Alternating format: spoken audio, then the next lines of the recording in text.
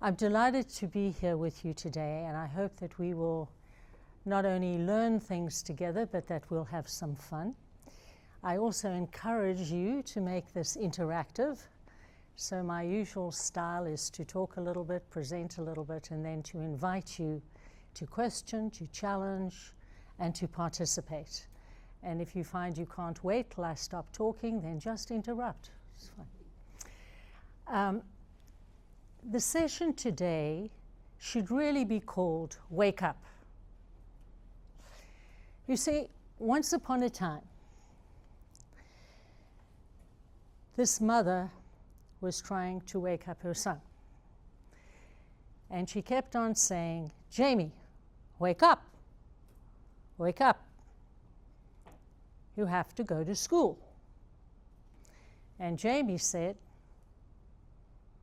"I'm not going to school." She said, "You have to wake up and go to school." And Jamie said, "I'm not going to school, and I'm going to give you 3 reasons. School is dull, the kids hate me, and I hate school." So the mother said, "Jamie, you have to wake up. And I'm going to give you 3 reasons why you have to go to school. It's your duty. You're 45 years old, and you're the principal." So, our session today is largely about wake up. And that it's not easy to wake up, and that we find all kinds of reasons why we might sort of put it off for a while. So I'm going to start our discussion with who are we?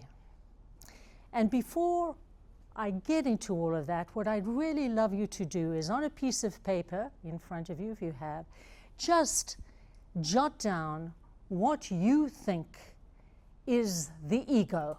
We talk about the ego all the time. Ego this, too much ego, heavy ego, bad ego, strong ego. What is this ego that we talk about? That usually we talk about and we malign. What is the ego? And seeing we all have one, what do you think your ego is?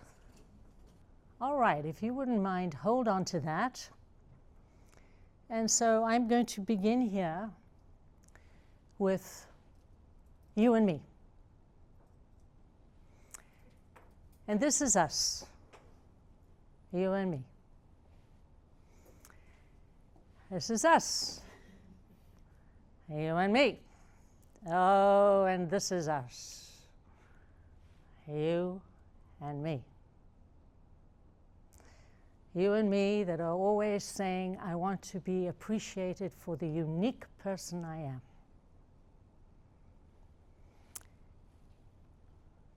So let's take it from the beginning. In the beginning, there we were, this beautiful bundle of potentiality, sheer potentiality. And this potentiality, and please, I will be using metaphors and symbols, and I might mix them up a little bit, but if you can, bear with me, is like a wave rising out of the ocean.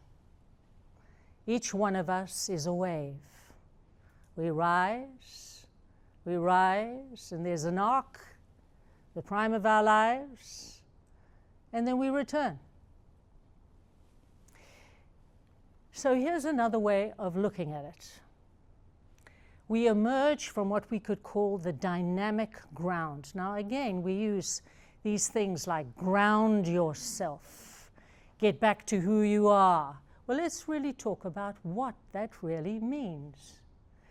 We emerge out of the dynamic ground full of psychic potentiality. We're totally open.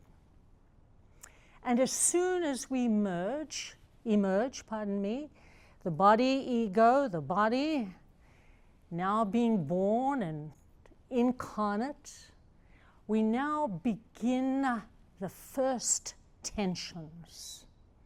The first tensions between the desire for intimacy and the fear of engulfment. Think of little children. Mommy, mommy, we run, and then we play hide and seek, and then we check she's still looking after us, but we want to be independent. Now, what is this dynamic ground? And again, we use all kinds of language. You could say it's consciousness, and you could say it's the ego womb.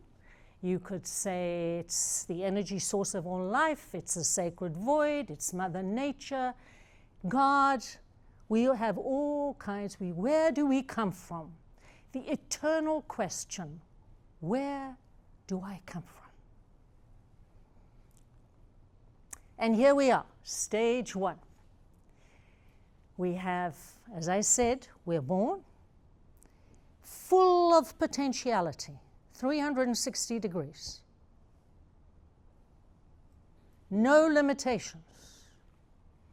And now, of course, mommy's there, daddy's there.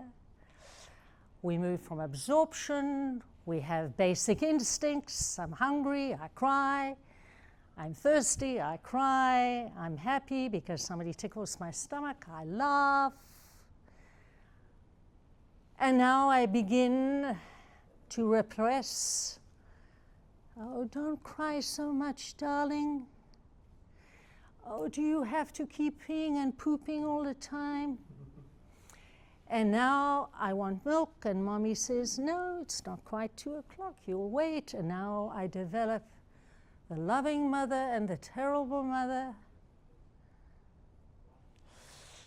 And now sometimes she says, no. And now the loving child and the terrible child. And bit by bit by bit, before we're even 1 year of age, we start the forming of our ego. The ego is the limited structure of our consciousness so that we can survive in a materialistic, carnate world. It is not something good or bad, which we'll talk about. But so when people say, my ego, what is the ego? It is the structure of my consciousness, which started from 360, but by the time I'm 1, 2, or 3, I'm already down to 270, 250, depends. And then one day, mommy puts me in front of a mirror. Aren't you beautiful, darling? And you smile, and she says, isn't that a beautiful face? And you learn smiling means a beautiful face. And then all of a sudden, beforehand, we were not separate from mommy. We weren't a separate something. Now, all of a sudden, we realize that there is something independent. We are actually something, and there's something in that mirror. Hold up the hand, the mirror holds up the hand. Now, all kinds of things happen from that experience, which is where we've come up with the mirror neurons. The neurons within us that when you cry, I feel tears in my eyes. When you laugh, I cannot but at least smile. And that's the first beginning of empathy. However, because life is always paradoxical, it is also the first beginning of why I only like you, because when I look at you in the mirror, you look similar to me. When you wear a hijab, when you are green, when you are 10 foot tall, you don't fit my mirror image. So even at a very young age, I'm starting to discriminate with what is comfortable and uncomfortable, with what mirrors back to me myself and what I can relate to. Ego, ego, ego. And Mommy says you're going to go to a Catholic school, a Catholic kindergarten. You're going to go to an all-girls baby care or daycare. We're going to live in this suburb because we don't want to live in that suburb. Ego, ego, ego, ego. So, I am skipping a couple of years here because we couldn't go through it all, but here I am, let's say in my early teens, and now I'm meeting friends and making friends, and now I've learned to suppress my body. I don't pee and poop all the time. I go to the bathroom at the right time. I don't cry because I'm a boy, but I'm a girl. I'm allowed to cry. Ego, conditioning, conditioning, conditioning, conditioning. Now I have new drives. You know, I feel the libido, the sexual energy. I am starting to learn about abstractions and not just about material. I'm learning about concepts at school. I'm starting to have an inner dialogue. Who am I? Who am I exactly? I know I've got all these friends, but how does the world see me? It's very important how the world sees me, because I better be on Facebook 24 hours a day. And sorry, that should read fear of nothingness. I've got to have something that's valuable. At least I play football. I do rugby. I'm good at cooking. And then but you see, I'm getting into that teenage year. I still want to be intimate, but I also got to be independent. Don't want my friends to see my needs. And then I have the super ego, which some of you know is what grandmother said, don't be like this. What the priest said, don't be like that. So that's also, so you see what happens to us 360 potential. Conditioning, conditioning, conditioning, conditioning, conditioning. I come from South Africa. You guys are totally upside down. You know, the equator should be there, not there. I see the world differently. I was conditioned differently. Of course, as we grow up, and you know, we have to adapt and all of that kind of thing, but the ego does not like to change. So, at this time is also what we talk about as the shadow. The shadow is everything that we've suppressed. Don't like Protestants. Don't like people from South Africa. Don't like whatever. Tall people, thin people, fat people, old people, slow people, whatever. Whatever we have suppressed goes in, but it becomes our shadow. And it comes out in those slips, those momentary expressions when we say, oh, blah, blah, blah, and we say, oh, how did I say that? We go to a meeting and we say whatever we do, and then we come out and you say, God, what happened there? You see, we can never escape the shadow. However, we can become aware of it. So, this is what happens. We are told, darling, do well at school, get those marks, get that scholarship, and you'll get into a great college, St. Anselm, Ivy League school, MIT, blah, blah, blah. And, you know, time will come and you'll find a wonderful partner, and that's the ego project. You'll be happy. The road to happiness. Good education, good job, good 401k, preferably 2 SUVs in the driveway. Better get them electric now because we're in deep trouble otherwise. And at least 2.2 children. Now, we haven't got that far yet, but you see here we are in our teenage years, and there's this tension that is there. And we try to alleviate it with plenty sports, with plenty this, with plenty distraction. But that's not the root cause, is it? Who are we? Okay. Now you're going to have that identity, as I told you.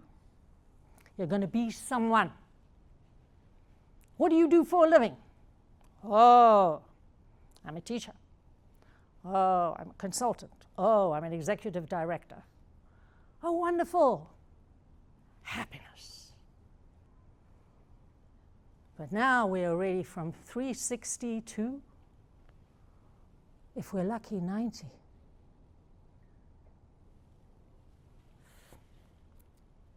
And here are some of the components of our identity. Career, etc., etc. This is who I am. This is what makes me who I am. This gives me my sense of self. But what happened to the ground? The potential. What happened to all of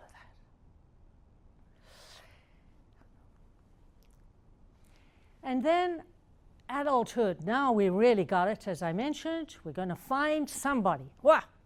Somebody, some other that's going to love us.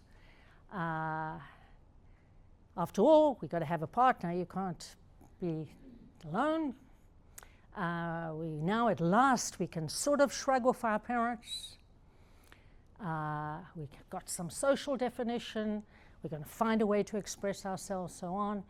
But the inner dialogue, if we even allow it, continues. Who am I really? 9 to 5, 9 to 6, 6 days a week, like Sisyphus pushing the boulder up the hill. But my 401k, thank God. I got health care, thank God. And I've got an identity. So there's the ego, a function of our conditioning. Which reminds me of a story. Once upon a time, there was this village, and this woman gave birth to a little boy. And the little boy, to everyone's consternation, was half a boy. Now, what's a half a boy? He only had a left foot, a left leg, a left hip, a left shoulder, a left arm, and the left side of his face, and only a left eye. Half a boy. And the village said, oh my God, half a boy. And he cried a lot because people weren't exactly drawn to him, you know. We don't really know how to handle half boys. And so he sort of, and his mother was, you know, rather embarrassed. How do you explain, this is my half boy? Because he couldn't walk, he couldn't do very much, remember? And so he sort of crawled around. And he got to his sort of early teenage years, and he realized that as long as that he was in this village, nobody would see him as a whole person. So he decided he had to get out of the village. So what he did is he crawled on his one leg out of the village, out of the perimeter of the village, into the unknown. And he crawled and crawled and crawled and crawled. And after a while, he came to a river. Now, I'd never seen a river before. He thought, what is this? So he sat by the river and he watched the river running. And he couldn't believe it. There, coming from the distance, was something. And he couldn't figure out what it was. And this thing came towards him. And as it came closer, he realized it was another little boy. Except this boy was a half boy with the right-hand side. He only had a right foot. He only had a right leg. He only had a right hip. He only had a right shoulder, only a right arm, and only the right side of the face. Now, you would have thought this was a match made in heaven, wouldn't you? Left boy meets right boy. Guess what? They sort of talked for a little while, and within minutes, they were fighting, jumping on one another, one hitting with the left arm, one hitting with the right arm. You can imagine. This was quite a picture to behold. And in no time, the two boys tumbled into the river. And the river rose up and started to foam. No sight of the two half boys. So after some time, the river started to calm down, and out of the river emerged a full boy. Left hand and right hand were together. 2 eyes, 2 shoulders, 2 arms, 2 legs, 2 foot, 2 feet. Now you can imagine this little boy was somewhat discombobulated, and he thought, well, he shook himself. He said, what am I going to do? So he decided to start walking. I mean, this was also a new experience because no more crawling, now walking. So he's walking along. And in the distance, he sees a village. And he thinks, well, I'll go to the village. Why not? So off he does, goes to the village. And there at the edge of the village is an elder sitting, elder from the village. And he says to the elder, he said, you know, I haven't a clue where I am. Can you help me, please? And the man says, sure. You're back from where you started.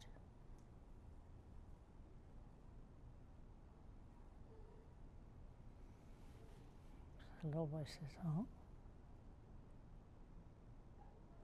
So the elder says, you know what, I think what we should do is we should go into the village together. And people in the village will be so excited to see you, they will start dancing. So the boy, what's he going to say? He says, sure.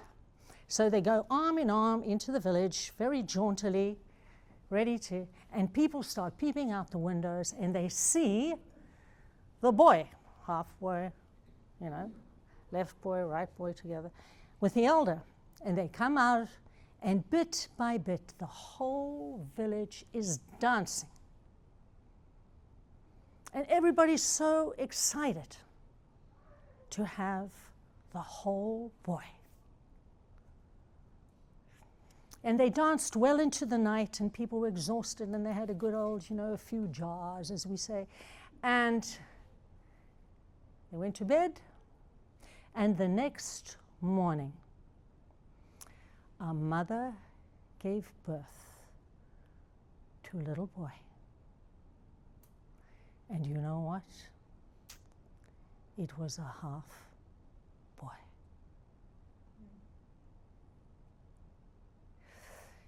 Now, What do you make of that story? It's quite a story.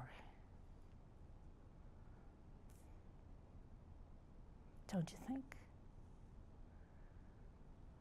I don't think any of us would like to give birth to a half boy or a half girl. But you see, the story, like all stories, symbolically has deep meaning.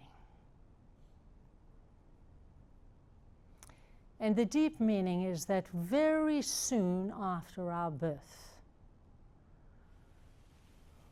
360, 270, 180, and then we go out in life and we look for the other half. The other half. Oh, I found the most delightful person, he, she. We have beautiful sex. They make me feel so good.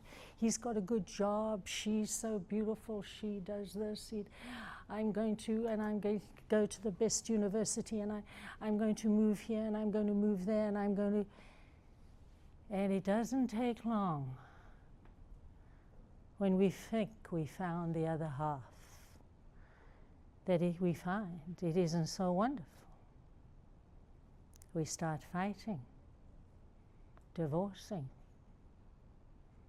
hating college, disappointed, because you see, we can never find the whole outside of ourselves. And that's the symbol of the river. In stories, water always symbolizes the unconscious. And that is part of our mindfulness discussion, to which we are going to turn, believe it or not. Because this is what mindfulness is all about, is going back to finding the whole. And there's only one place we can find the whole: inside. You see, but we are so resistant to do it because we've got that identity on our passport, on our whatever they got it, on our egos.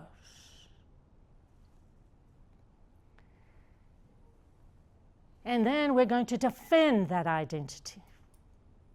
God forbid anybody says anything about me, about my child, about my this, about my that, about. And we're going to go to war about those. We're going to say it's because they have nuclear. We're going to say this or that. But our ego is there. We Americans, we Brits, we South Africans. And we fear that if we actually go back and find that incredible potential, it's almost more than we can imagine. And after all, you're not doing it, so we might as well all be going down the Swanee together, right? And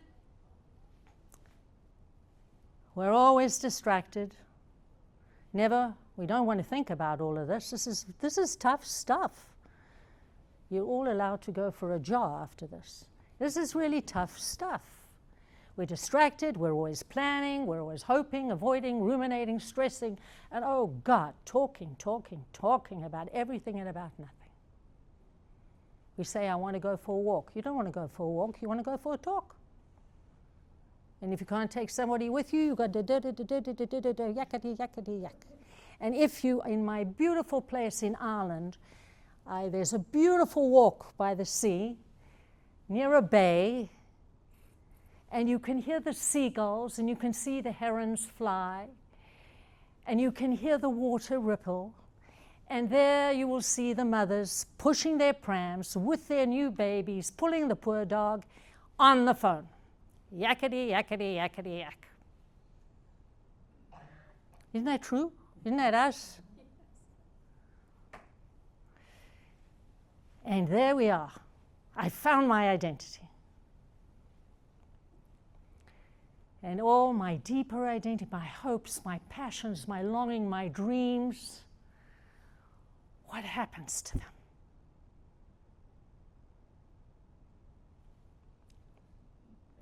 And the reality I live is just snatches of in between.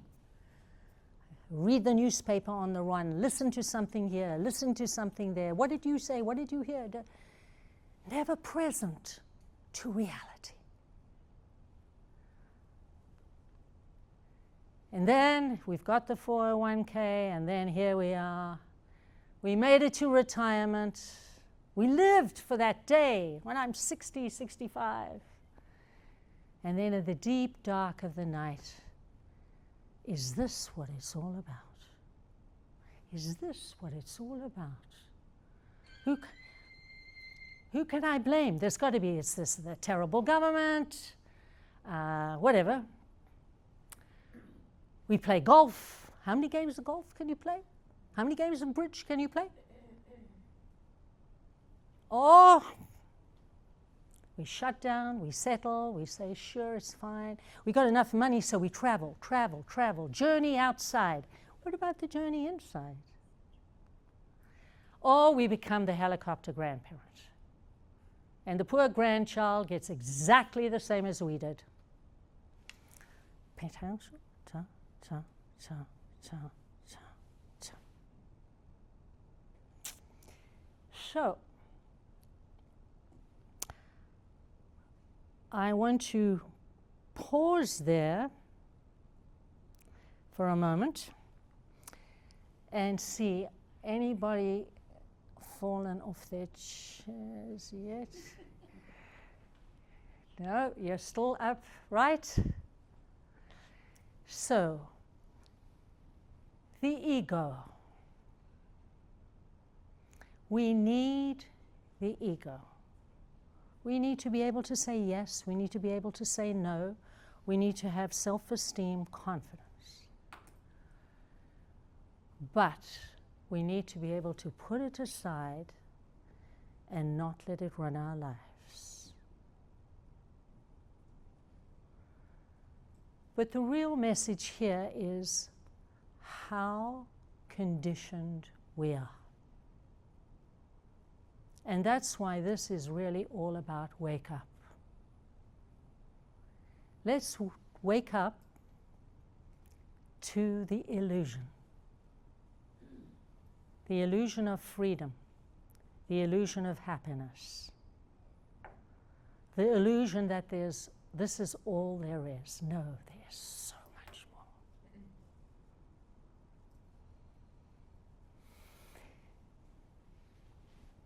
Any comments, thoughts, questions, reactions, rebuttals, ideas? How does this sit with you, if it does? The last slide, one prior to this, I think is very telling. Are you one of those helicopters? No, I let my grandchildren, develop on their own. I'm only kidding. Everyone wants to imprint themselves on other people's clothes. It's true. And a friend of mine just became a grandfather for the second time a couple of days ago, and they were like debating who's flying out because we're in a different state. Yeah. So I think this is very telling. Yeah. Yeah. And Yeah. a lot of the points you brought out are part and parcel of it. The ego and it's my way. Yeah. I have the answer. Yeah. Basically, we all try to do our best with what we have. Yes. And, but we forget that we have. Sometimes we don't meet our own expectations. Well, yeah, well, thank you very much. But it's so true. Just think of how many grandparents, as soon as the children get married, the question is, darling, I'm so happy. I can't wait to see your grandchild. Talk about pressure. So, yeah, thank you for that. Anybody else got anything they want to share? Jane. I think in looking at it this way, there's kind of an opportunity to displace yourself onto your children or your grandchildren and to make up for anything that you did not strive for Yes. or were not aware of when you were growing up. Yes. Particularly if you had an abusive childhood or a neglected childhood. Yes. So you don't want your grandchildren to experience that, so you're transferring onto them what it is that you missed out on. Yes, that's a fabulous comment. And Carl Jung, the famous psychologist, said that we are all, and he was quite strong about this, that we are all in some way forced to live the unlived life of our parents. You know, if they didn't go to college, man, I want you to go to college. If they didn't do this, God, I had it bad. You know, I lived through the Depression. I think you're all a bit, none of you as old as me. I never want that to happen to you. And so that's a very, very, very important comment. We project, we put out, and in some way we think that we can repair ourselves. And we can. I mean, you know, we have to be careful. I'm showing you what sounds very bleak, and it's not intended about self-flagellation. It's about wake up. This is reality. Now, does this make us bad people? No. Where we can perhaps castigate ourselves a little bit is that we don't want to do the wake up. That we don't want to step back and say, wait a minute, can I step out of my conditioning? Can I rise above my habitual way of being? Can I do something differently? Can I stop being so defensive around my ego? Even though I might not like you because I've decided you're not my type of person because of my condition, can I be open to you? That's what this is about. It's about wake up, and now we're going to get to that in a minute, about what we're going to do. Ethically, now I can start to make choices. See, as long as I'm asleep, I don't choose. I react. I live out of my patterned conditioning. Please, Robert. So I thought your story about the half boy was, we're born 180, and we really aren't 360 until we have the influence of our life on us. And so he came back to his village more complete because, so I thought that's where you were going with it. So Yes, we did. It took a different turn for me. So. We came back to the village, and the village wants wholeness. But it can't help itself because it keeps on conditioning us. So even though the village is dancing, but it can't sustain it because we do the same. We keep repeating the same patterns. As Jane pointed out, I'm sorry, I missed your name, gentlemen. Dwayne, thanks, Dwayne. As Dwayne pointed out, you see, that's where we no longer make choice. We react. That's exactly where we get stuck. So, okay, anybody else? And I really don't, Kelly, please. And sorry, I don't know your all names, but I'm learning Dwayne, Jane, yes, Kelly, yes. The slide before this one, when you talked about, so we're planning, we identify with our career.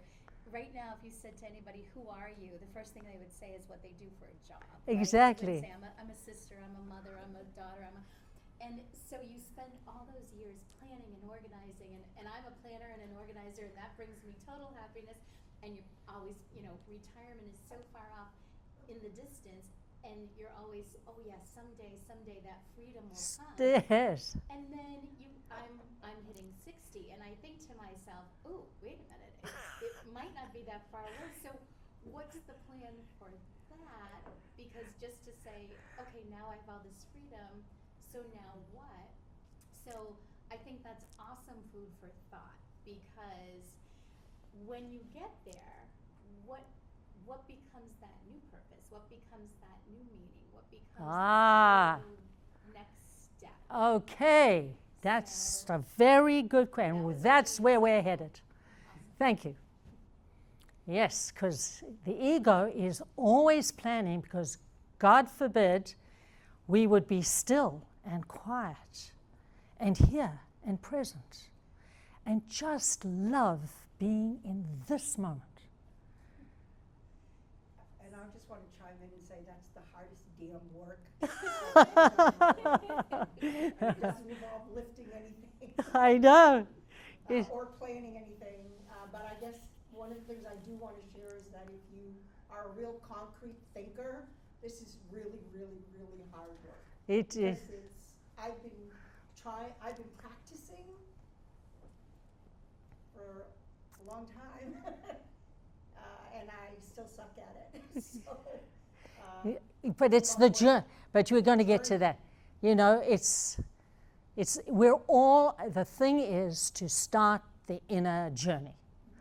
You know, and it's a lifetime. So you're on the journey, and that's already half the battle. It makes sense that the generation that is coming up now in adolescence, young teens, why they are Struggling? highest in anxiety and depression, because it has filtered down from grandparents, parents, teachers, other influences. Right. And I remember back a couple years ago when I was here at school, we had the director of health services come, and we asked, what's the number one ailment that students are presenting with? And she said anxiety and depression. Yeah. Oh, that's so sad. Yeah. And when you see it, you know, when your grandkids at the age of 10 have their own phone and their own debit card, you wonder, Yeah. what is it about the parent that they have missed out on being themselves Yeah. and have allowed their children or influenced or conditioned their children to meet the expectations of society? You're right. Wow. Well, that's the next seminar.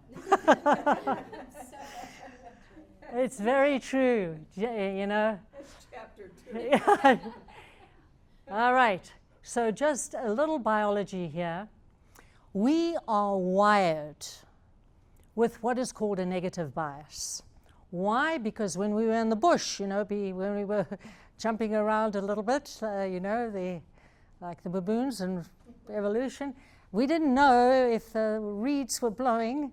You didn't want to take a chance, right? It could be something that'll jump on us and eat us. So we're wired for the negative.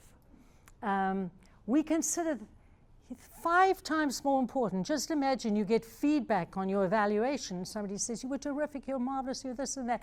Could you be a little bit better at this? And you go home, oh my God, and you all week, and you phone your friends and you say, you know, she picked on me and she gave me this. And isn't that true? That's what we do. Our lifelong negativity has wired our network into worry, rumination, fear, and we remember the negative, but not so much the positive. We have what is known, the neuroscientists call it a default mode. When our brain is not actively involved in something, it goes into this mind wandering. You just think, driving on the highway, well, you've all got your phones on, and you've got your Bluetooth, and you've got your radios on, but anyway, in default, you know, if we're constantly thinking about ourselves, we're reliving the past or what happened at work, and we're worrying about the future. So 95% of our thoughts are repeated day after day, and 70% of those, according to the neuroscientists, this is a research, and this isn't Annabel, this is research, comes out of the research, self-critical, unpleasant, and negative. So this is us. The deck is stacked. We're wired for survival. Ego, ego, ego.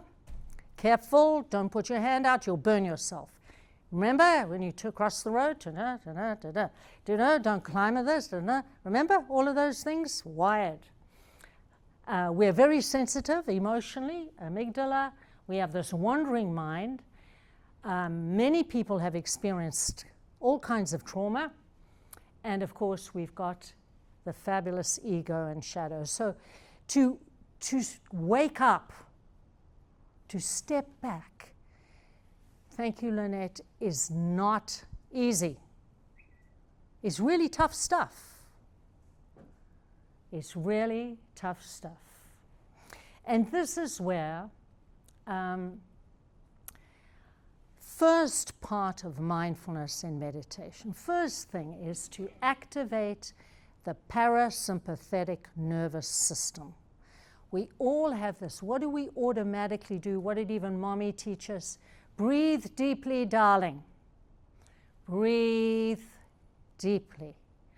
Try to stay here in the present moment. Haven't you heard this so many times? Slow down, slow down, slow down when we're already. Just think, we're not even out of bed yet. We haven't even got our pajamas on. We haven't even had the first cup of coffee. And we're already worrying about today's meeting, about what's going to happen, who's going to phone us, that dreadful email we have to send. And then we're hoping that whoever we're going to have dinner with will pay for dinner. I don't know. Anyway, we're never stop. Exercise. How many people? No, I won't ask you. Okay. I'm assuming you all do a bit of exercise every day. And of course, this is the whole thing, meditate. We're going to get into this a little bit more now. But this reminds me of that corny story. You know, once upon a time, there were two people who'd come from Texas, and they were in New York City. They'd never been to New York City. And they were walking around, you can imagine, thinking, oh my God, this is, you know, and they were totally lost. So they saw this older person there in the side of the road, and they said, excuse, can you help us? How do we get to Carnegie Hall? And the man said, practice, practice, practice, practice. So this is what this is. Waking up begins with practicing with the simple things. Aware that we're conditioned, deeply conditioned, all of us. Aware that we're actually wonderful because we have this enormous potential. We emerged from whatever suits you, God, Mother Nature, this universe of huge potentiality, of goodness, of kindness, of benevolence.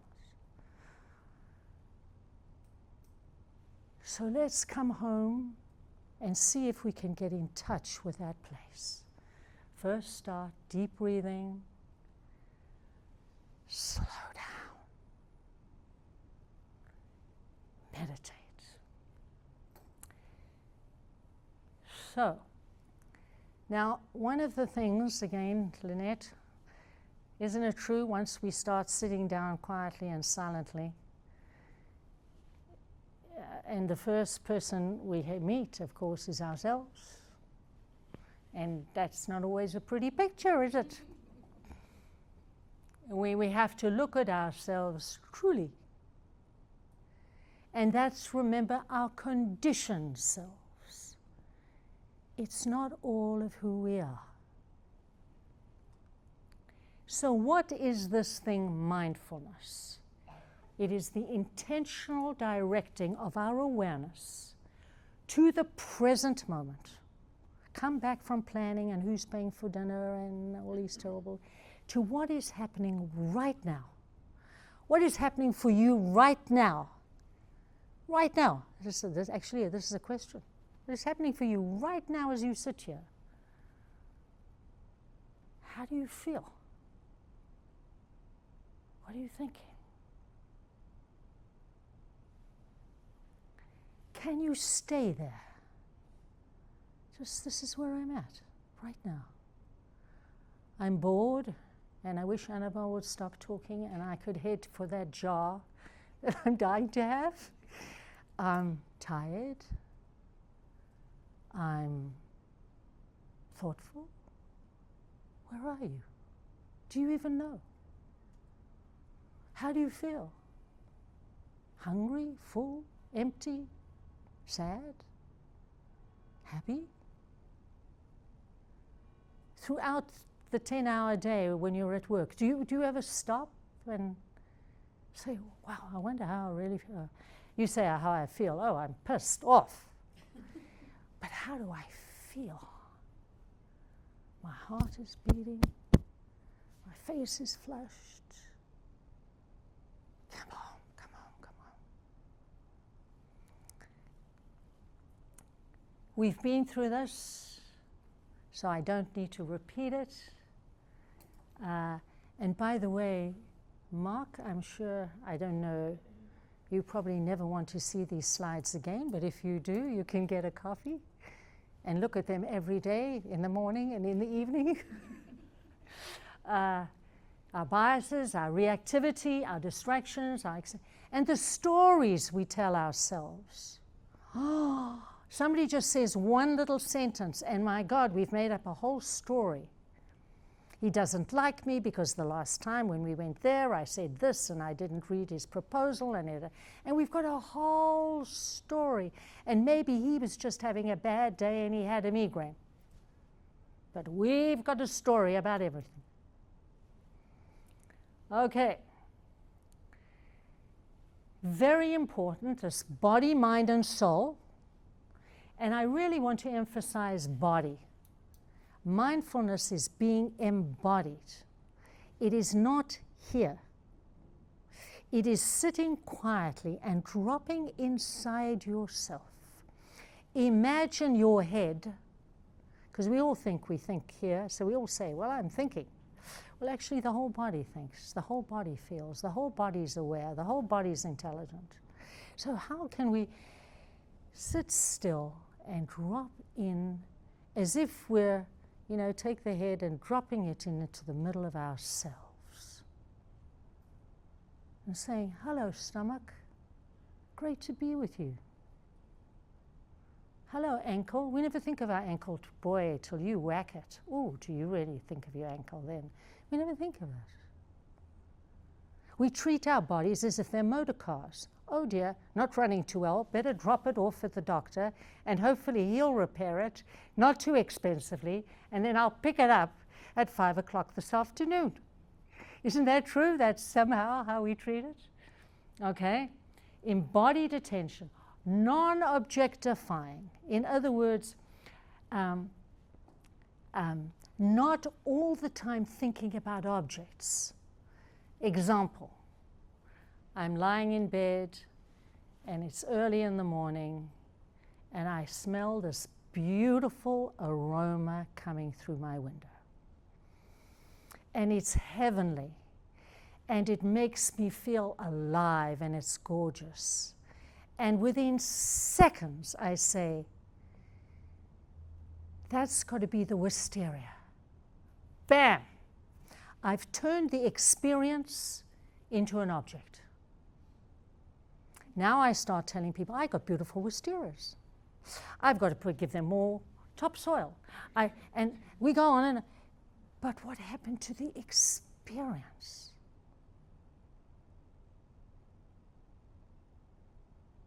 What happens to the experience when I'm sitting across from you and I'm talking to you and I'm sharing with you and I'm looking in your eyes and I'm paying, can I be present? Totally mind, body, spirit. I don't turn you into an object. I don't objectify you. And boy, do we objectify one another. Genders, male, female. Non-identifying. Non-identifying means, this is very important. Let's say I'm feeling very fearful, or let's say I'm feeling very angry, and I start to huff and I puff and my heart is up and my blood pressure is up. The whole idea is to, again, slow down, slow down, slow down. Breathe deeply and recognize that is not me. I am experiencing anger. The real me is beyond that. But once I am this, I move from I am this all day. I'm happy, I'm hungry, I'm this, I'm that. So I'm never I am, just I am. Yeah? Try it. Try when you're driving in the car and you're anticipating something exciting. You're going to a wedding, and you say, boy, I'm so excited. And then just come home slowly, and then what happens is you start to recognize there's a you, the witnesser, that is witnessing your excitement. And now when you get in touch with the witnesser, you're getting in touch with the real 360 you.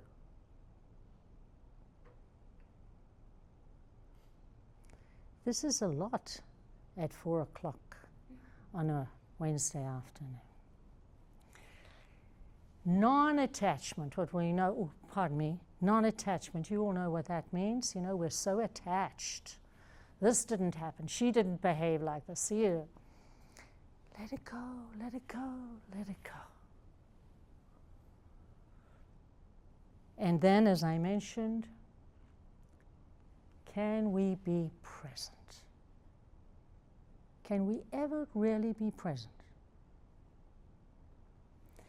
So now, I think it is time, before we do anything else, I think it's time for, I'm sorry I jumped over, but I decided I'm working too hard, it's time for you to work. Don't you think? I mean, you've got to be fair here. I can't do all the work today, right? So, I'm going to ask you to take, and you've only got 5 minutes, so 2.5 minutes each, to do an active listening exercise, mindful listening. So you're going to work in pairs, and you're going to tell, just the person next to you, you're going to tell the person next to you something that happened today. Anything. You fell down the stairs. You got divorced. You had your 10th child. I don't know. You got married. You ate a huge dinner. Whatever you. Doesn't matter. Just tell them the story. The listener is just going to listen. They're not going to ask any questions. How many servings did you have? They're not going to ask, was it a black car or a red car? They're just going to listen. They're going to not nod their heads vigorously, smile ridiculously. You're just going to be totally present. And the secret is you're not going to listen to the words, you're going to listen to the person. Ready, steady, go. You do that for 2.5 minutes. I'll say, time up, and you'll switch, and the other one will. Anything, you don't have to reveal your deepest, darkest secrets of what you do at 2 o'clock on Saturday early morning. Okay? Off you go.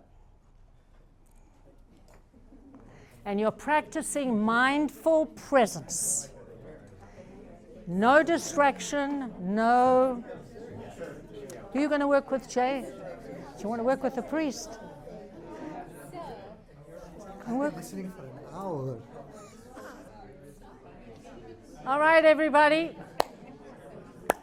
Let's Okay. I can see you enjoy talking with one another. I should have got you to talk with one another sooner. Okay. So, what was that like? Well, I saw some of you were nodding your heads and shaking, and you didn't know how to just sit and. If I'm really present, I don't need to nod my head or shake or smile like a crocodile. I just be present. And you'll know, you will know that I'm there and I'm listening. But in the meantime, I'm nodding my head and I'm thinking, God, how stupid is that story she's told? Wouldn't that give the impression, though, if somebody was there and was very stoic? They don't have to be stoic. Well, I mean, you're not smiling, you're not nodding your head, you're Yeah, not agreeing. but I was thinking that maybe the other person that's speaking would feel like they're not listening, that they're not paying attention, because they're not nodding, they're not laughing, they're not interjecting, they're just sitting there. it's all about the energy. And you see, we're not enough in touch with our own energies. If I sit across from you, you'll know from my energy that I care. And I'm listening. And of course, in the exercise, we take it a little further because we are so again, we're programmed. Smile. Nice story, nice story. Oh God, what is wrong? Nice story, nice. Isn't that true? Then we come out and we say, oh God, I had to listen to Jane and she was telling me this blooming story that went on and on. Isn't that true? Yeah, but if we're strangers and we just met, there's a feeling of affirmation or acknowledgement. It's all in the presence. Really, practice it. Try it. Now, the other thing is, I wonder if I were to ask you, and we don't have time, but I'm going to ask you nevertheless, what did you learn from the story? Is it the facts? Oh, she got this and she got that and it was late in the afternoon and she nearly missed her dentist appointment. What did you learn from the story? And you see, the thing that you want to learn from the story is not the facts. What is she really telling me? She's telling me she was distressed. She's telling me she was confused. She's telling me that she's afraid. She's telling me that she's in love. He's telling me he's frustrated in his job.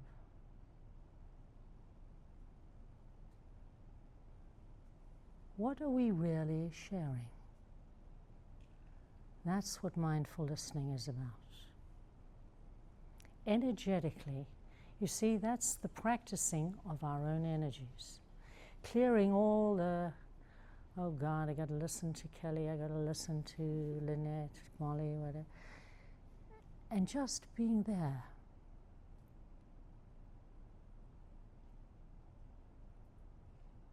So I would walk away and I would say, well, you know, Jane went to, or Lynette, Molly, or Mark. He nearly missed his dentist appointment because he was having jars or whatever.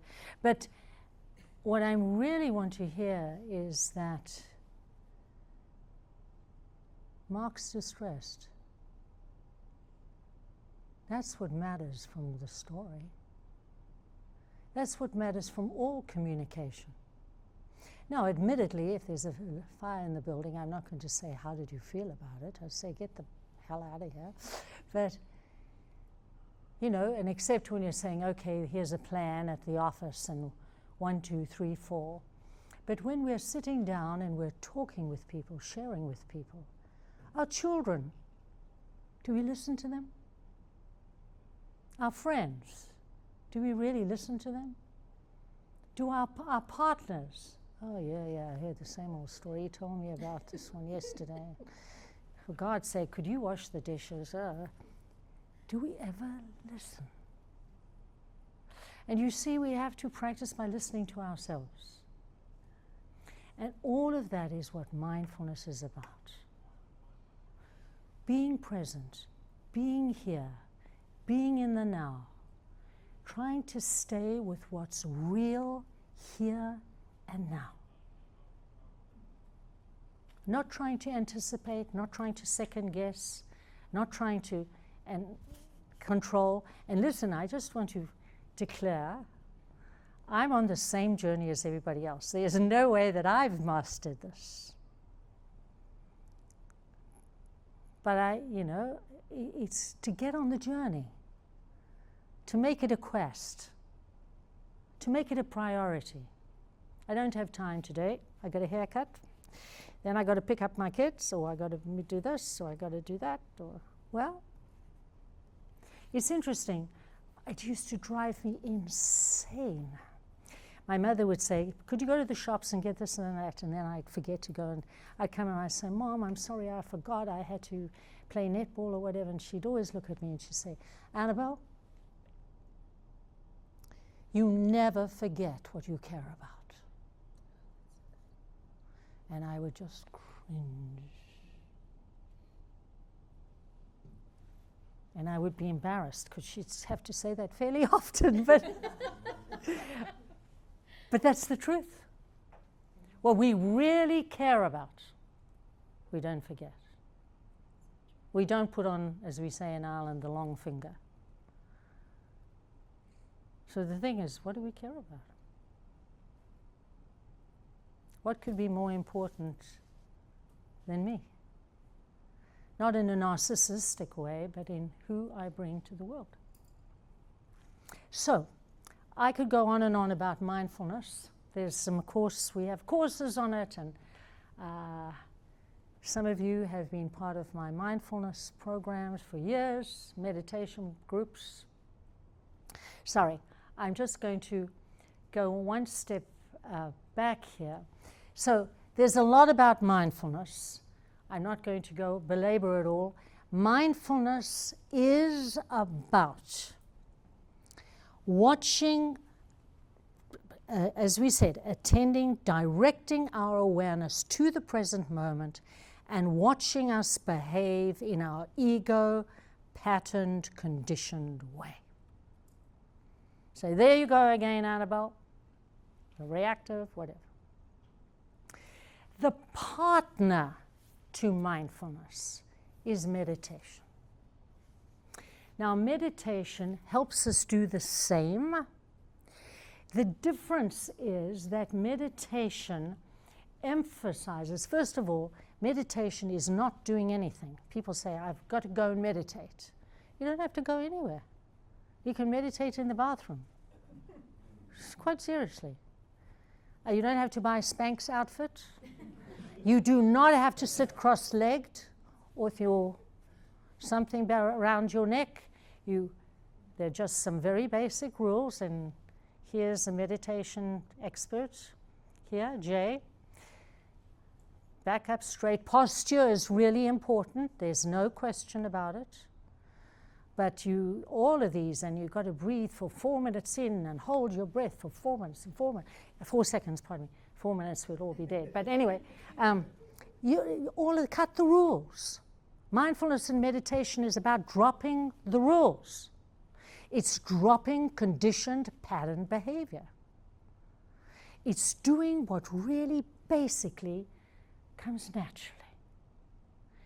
Sitting quietly, non-doing, and witnessing, getting back to I observing me. The running around me, the ego me, the conditioned me, the patterned me. But it's very hard because we got to shut down that ego, and the ego doesn't want to shut down. Yakety, yakety, yakety, yak, huh? You know, and people hate being in silence.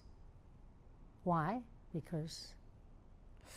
But if you want to get to Carnegie Hall, practice. So, here we go. It's about experiencing our experience, sitting there and experiencing our frustration, experiencing the mind running all over the place. It's about letting go. Let go, let go, let go. And it's what I call relationship with small self, the ego self, and deep self, the witnessing self, the true self. This is called a crash course. Now, breathing, we check into our body, we look at our distractions, we try to focus, as I said, posture, and we want to be aligned. Posture, very important. Back straight, that kind of thing, but as I said, you do not have to do any major physical. And very important, if you can try and do this every day, start with 5 minutes.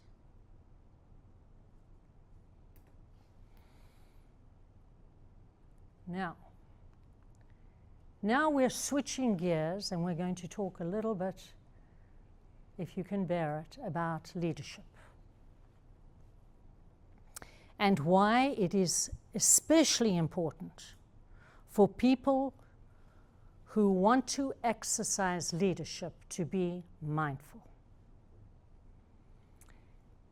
Number one, what is the purpose of leadership? To advance organizational or community sustainability by continuously identifying changing realities and mobilizing people to adapt accordingly. What stands out for you in that definition? Sustainability, changing reality, and mobilizing people. 3 things. That's what leadership is all about. It's a role, and that is the key purpose of leadership. Okay? What are the tasks to achieve those 3 things? Sustainability, changing reality, and mobilizing people, is to keep identifying changing reality. Identifying changing reality. That means we must be present. Number 2, how to frame that change. And number 3 is how to face people's resistance to change. Okay, let me give you an example. Very simple example, COVID. First indicator of COVID was actually end of October, early November, a funny little something happening in China. Where the hell is Wuhan? Oh, someplace over there. Oh, something's happening to the Chinese. Thank God it's not happening to us. What did we do? Zip. We blamed, we thought, we fussed, we faddled. Then in the mid-March, we suddenly said, oops, we better do something because people are starting to die. We do not identify changing reality when it's new, when it's coming down the pike. The war in Iran. Oh, war in Iran. Who was surprised? It's been on the cards.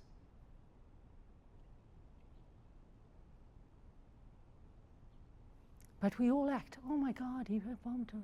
He's been dying to bomb somebody for a long time. In Iran, he's been poking Iran for months.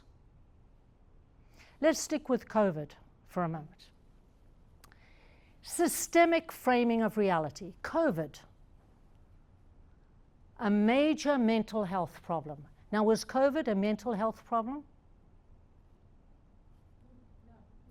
What was it? It was an everything problem. Think about it. COVID, everybody had to stay at home. What happened to work life? What happened to children life? What happened to transport? What happened to government? What happened to distribution? Can you think of one? Education. What happened to communication? We all went Zoom. But we framed it as a mental health problem. So everybody else was sitting around saying, oh, those nurses, I wish they'd get their act together. No, those doctors, I wish they get to. Nobody else got their act together till the you-know-what hit the fan. Ooh. Okay. I'm going to get you to do an exercise just now. Wait.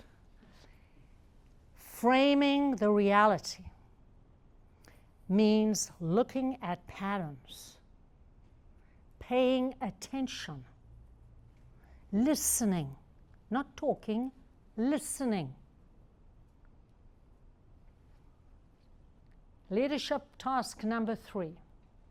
In the face of resistance, how do we mobilize people?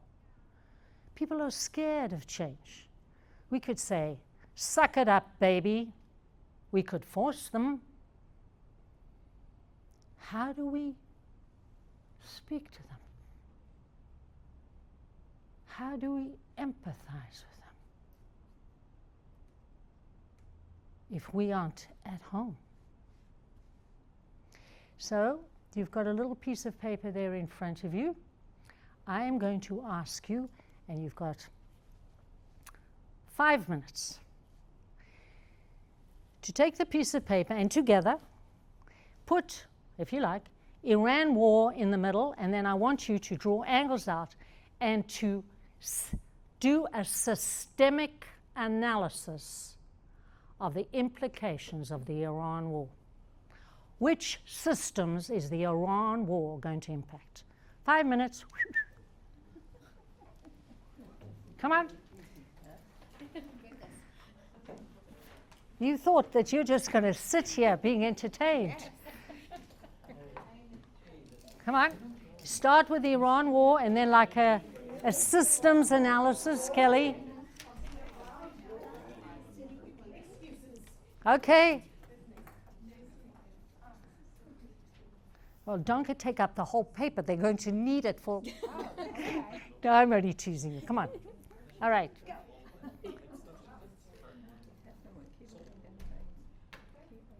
Well, you can all start with fuel.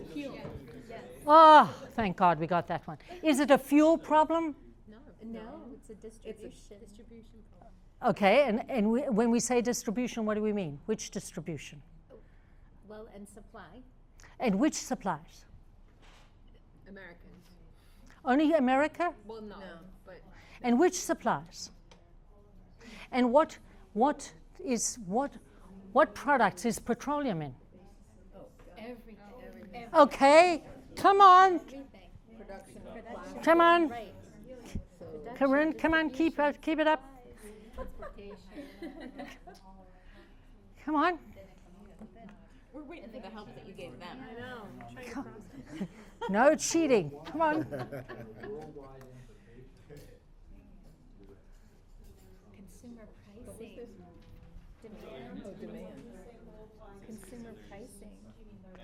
Do you know where America gets 90% of the ingredients for all healthcare? China.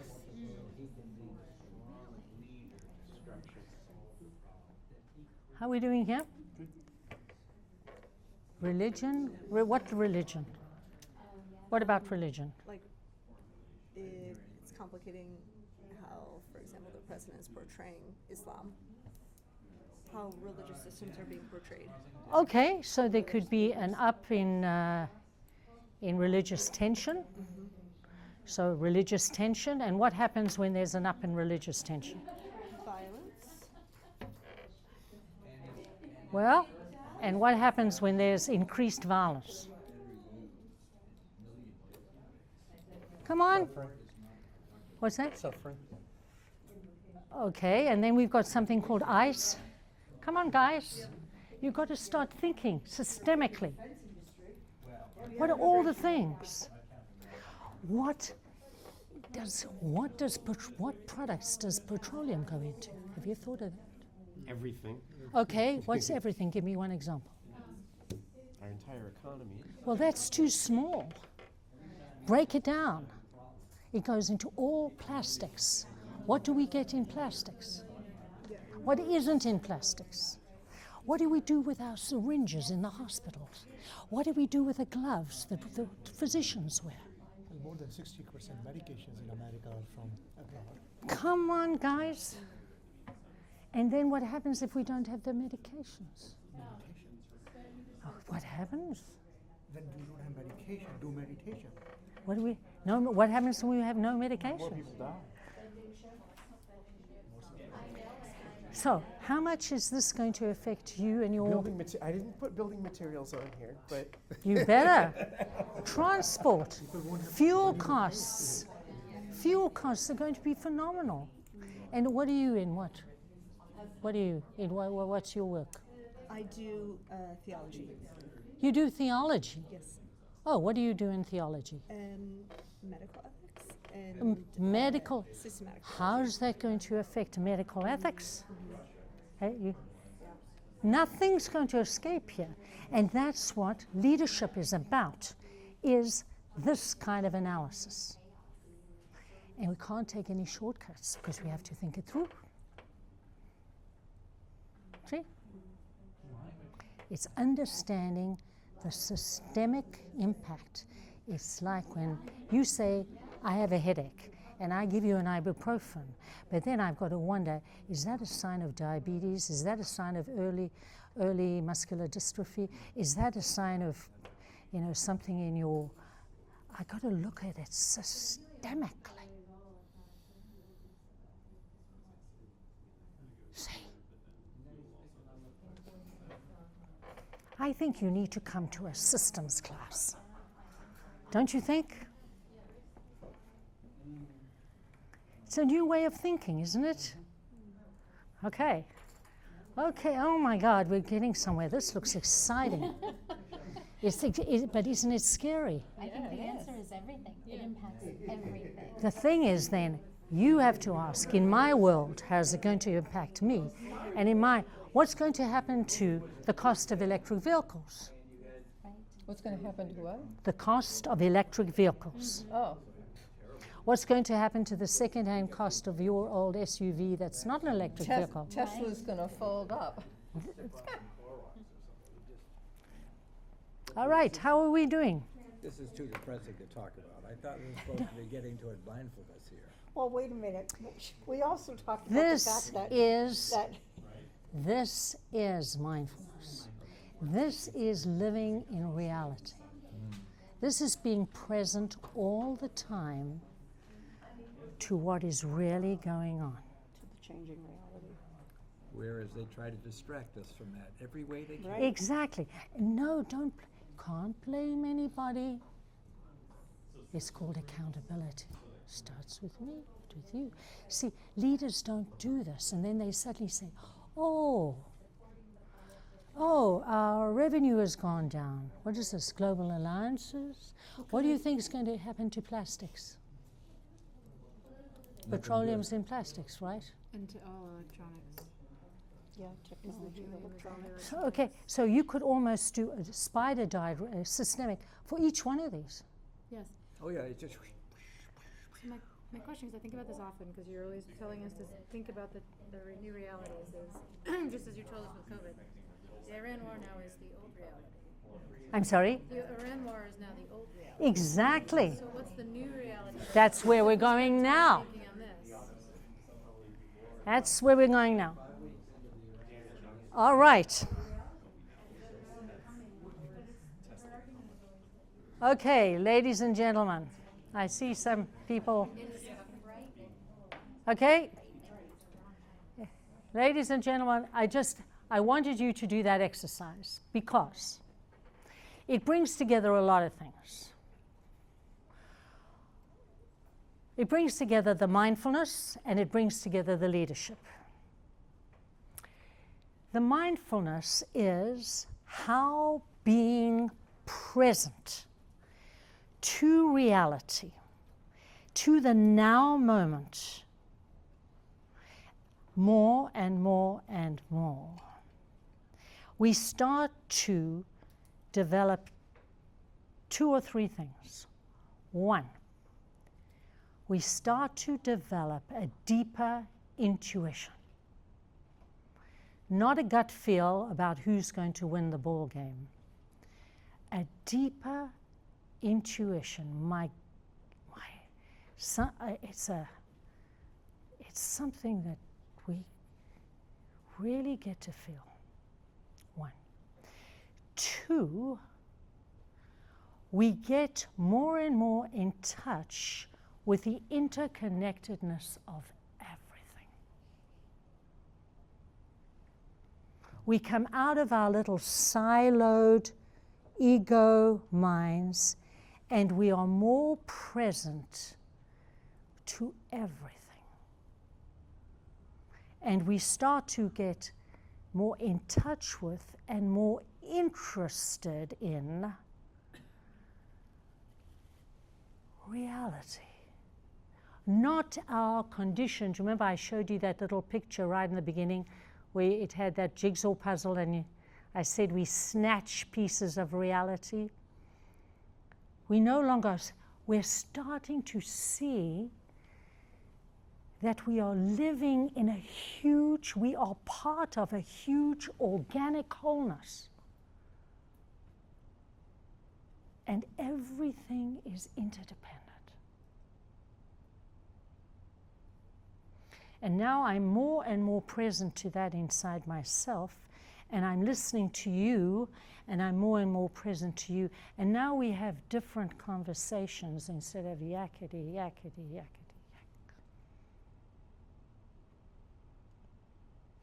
Number 3, which is something I didn't want to dwell on, or we didn't have time, is that I become more and more comfortable with uncertainty, because I recognize all the time everything's changing. And so my ego need to control is somewhere ameliorated, is somewhere diluted when I recognize everything is one pulsing universal energy field. Now, this is the task of leadership at its best. We don't even do it at its worst. We are in continuous reactive mode. Oops, revenue has gone down. Oops, costs have gone up. Oops, enrollment isn't as high as we wanted it to be. If we had been paying attention, we got all the signals on the horizon, like the little worm in Wuhan, like the war in Iran, like if any of you have read my Courage book, I've got 2 pages of all the tragedies that we have said, Patriots bombing. It was all known ahead of time. 9/11, 6 months before 9/11, intelligence said to Bush, they're going to bomb, they're going to attack, they're going to... Don't.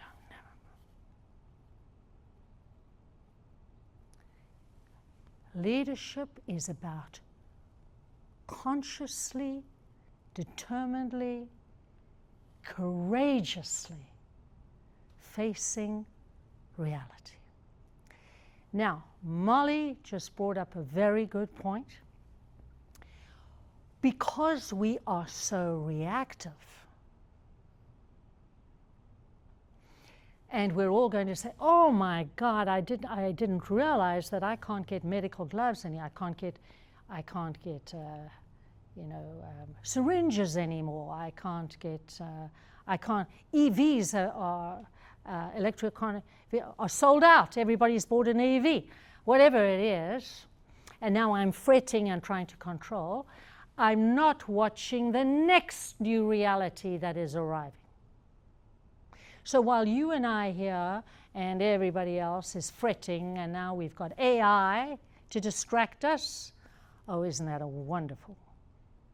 And now we've got the Iran war. What is actually coming on the horizon? That you and I aren't even, because we're too busy cleaning up the you-know-what now. China and the opposition lady in Taiwan. I don't know.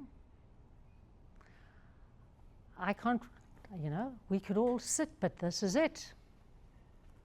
And then we are all victims. The government didn't do this. School didn't do this. I got laid off because of this. Nobody gets laid off by surprise. Nobody. It is always on the horizon.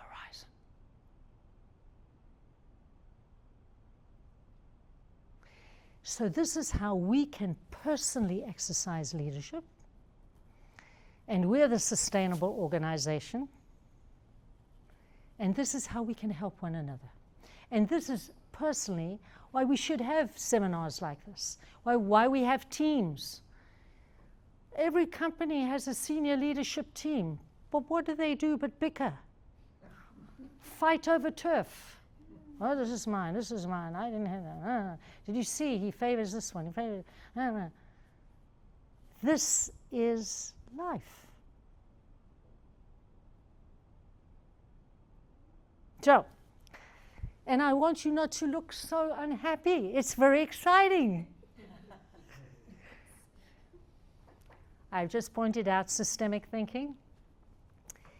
Stop doing little boxes and start planning like that. Seeing the interconnections between things.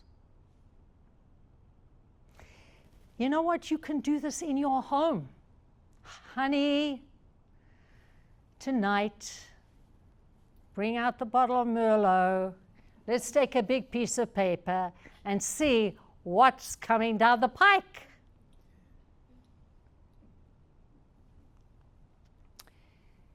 Paying attention, being present, self-awareness, being present to myself, knowing what triggers me, what scares me, how I'll project onto you, how I'll find somebody to blame.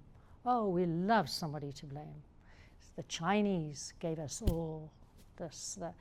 The Iranians did this to us. We love it. How to deal with uncertainty? How to come up with a vision when we can only hypothesize. And that's okay. It's okay. And how can we continue saying, what have I got to learn here?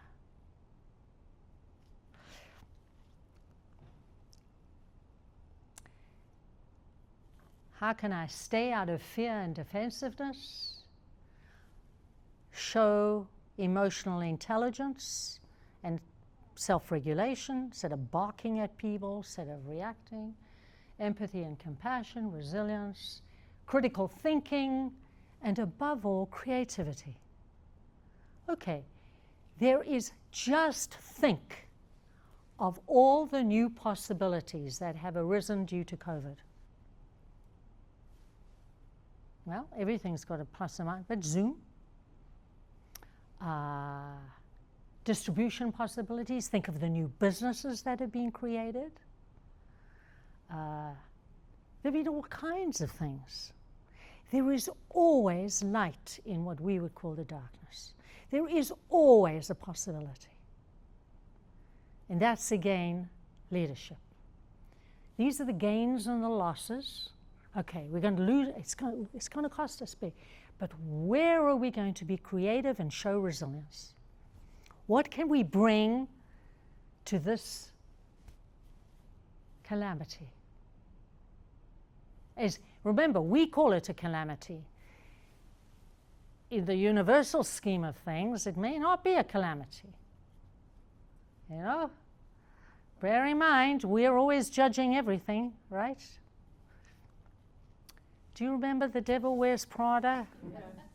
How could you ever forget that book? Do you remember how bitchy she was? Part two's coming out soon. Yes, I think next week or something.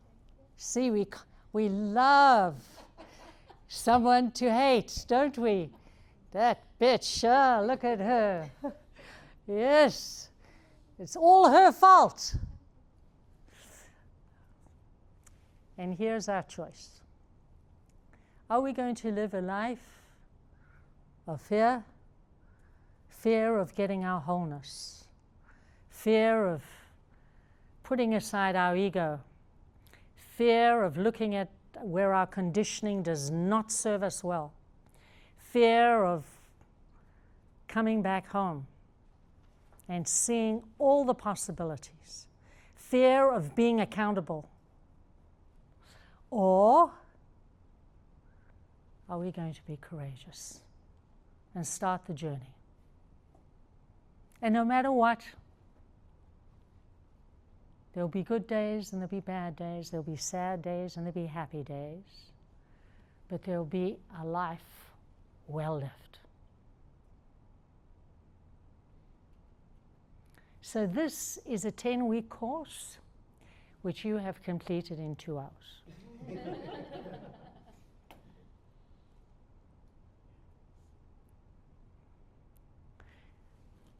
And I have another 2 case studies, but I think that'll be a little tight. So I will just leave it up to you now. I hope you got something out of this. Please, comments, ideas, thoughts, reactions, anything you learned. I have a question.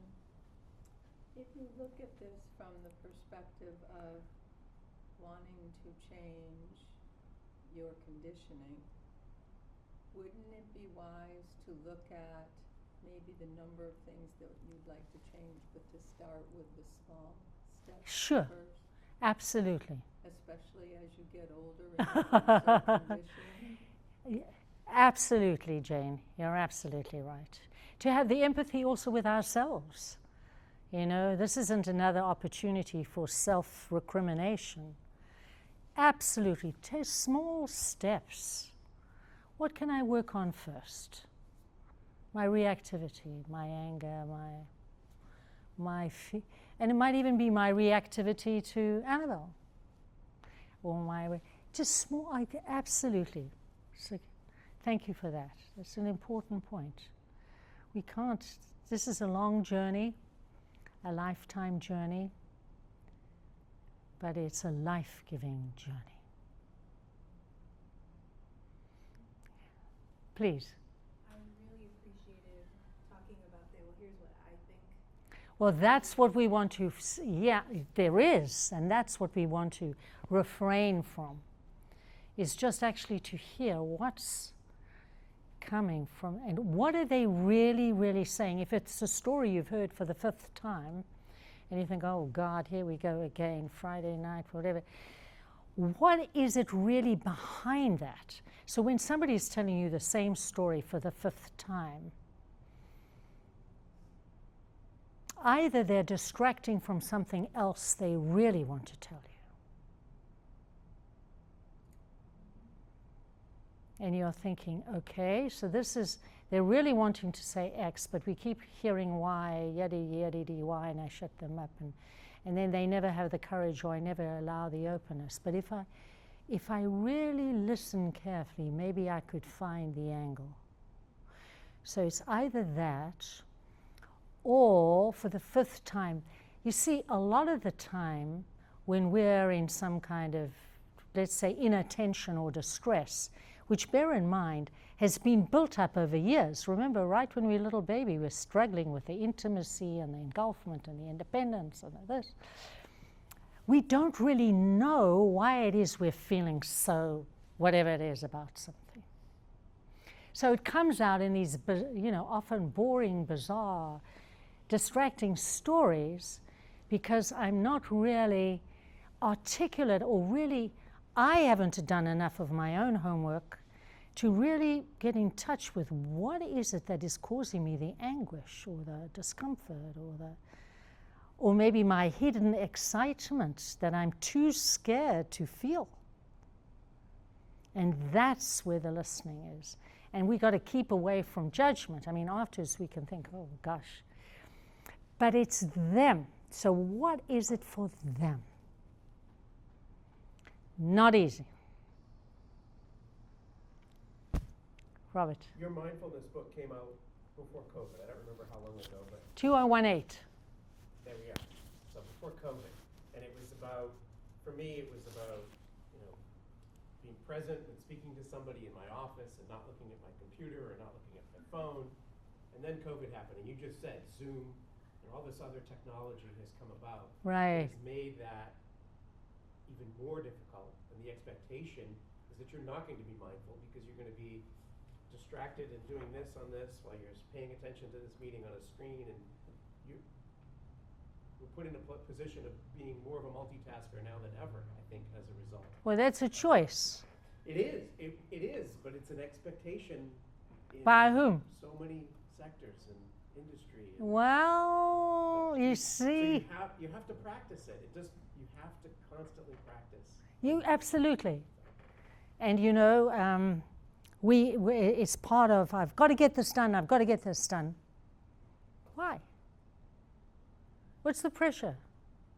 And, and I actually, even though this is before COVID, I have in here some statistics, in the mindfulness book, of you just think about how many emails are copy all.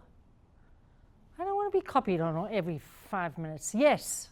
You say yes, you say yes, you say yes. So I get 5 emails which say yes.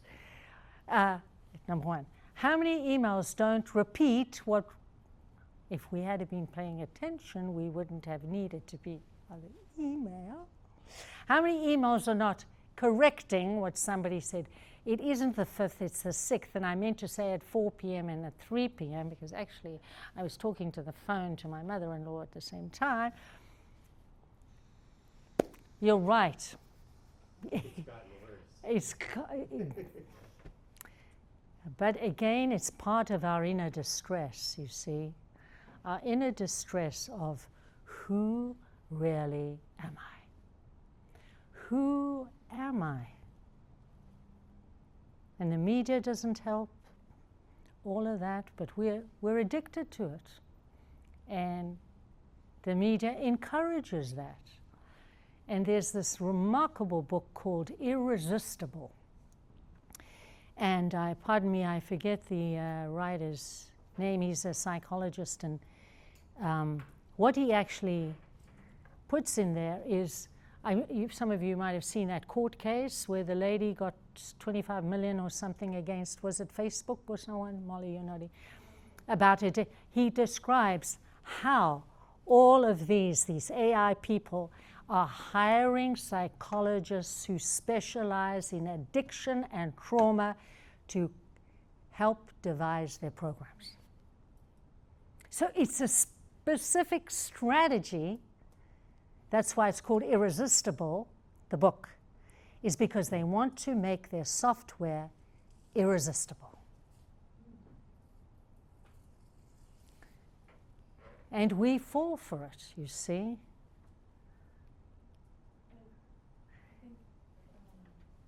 Right. Hey. Robert, meet Molly. Hi, Robert. I think your points are very valid that in 20 critical than ever. Yeah. It's just so. Well, we have to, yeah. And I'm so bummed that she said retirement isn't the way out. Like, I am so discouraged now.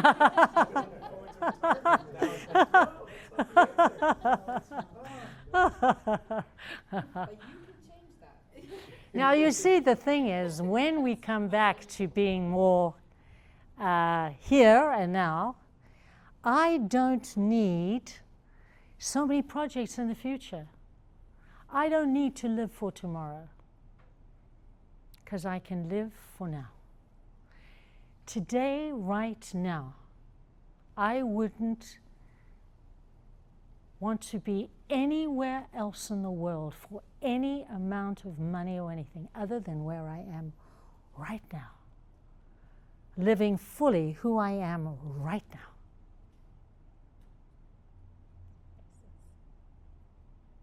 Smell the flowers. Listen to you. Play my guitar. Badly.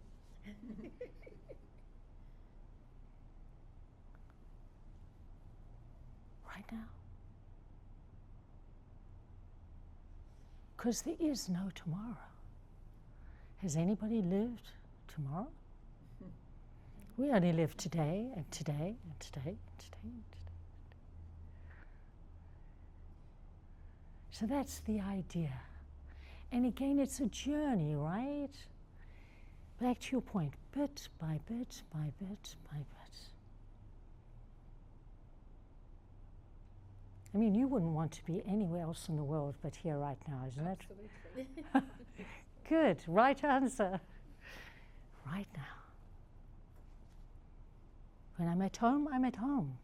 As Thich Nhat Hanh, the Vietnamese monk, said, when I'm washing the dishes, I'm washing the dishes. I don't have to plan, just right here. Now, that doesn't mean I don't have to plan, but when I plan, I plan. I don't plan and like Robert on the same time doing the thing and then speaking to my mother-in-law. When I plan, I plan.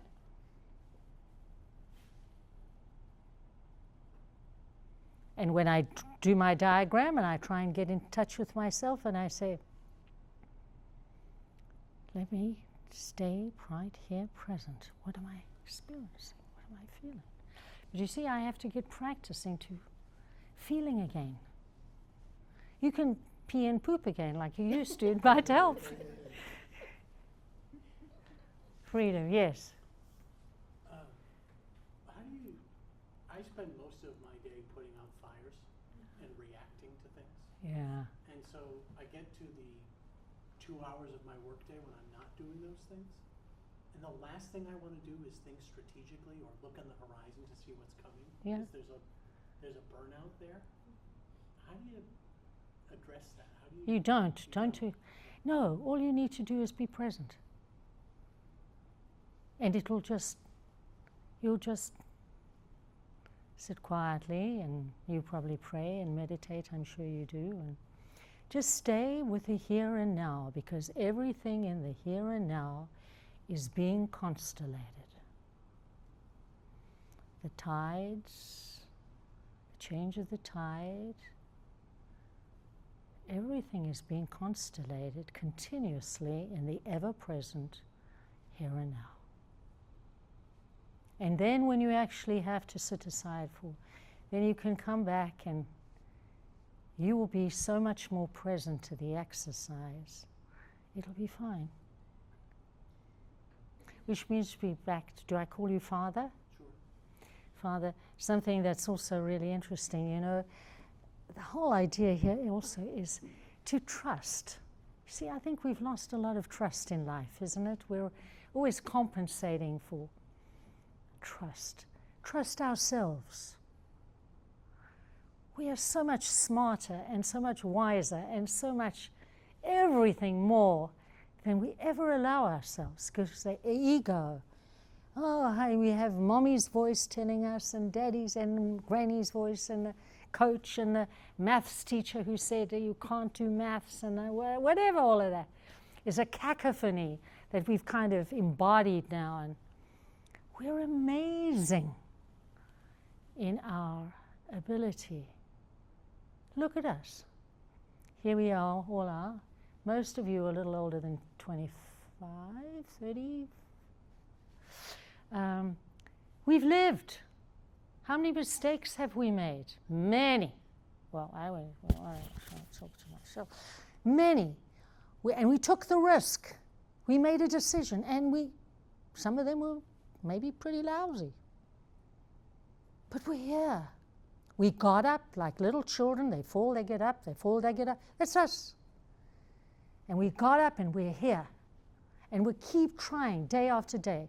And as I say, nobody wakes up in the morning and says, I can't wait to screw up today. We don't. We want it to be life-giving. So, trust. So there you are. Jane. The beauty of this too, I think, is to understand, even in the best of efforts, there's never an end. Sorry, just bye, Molly. See ya.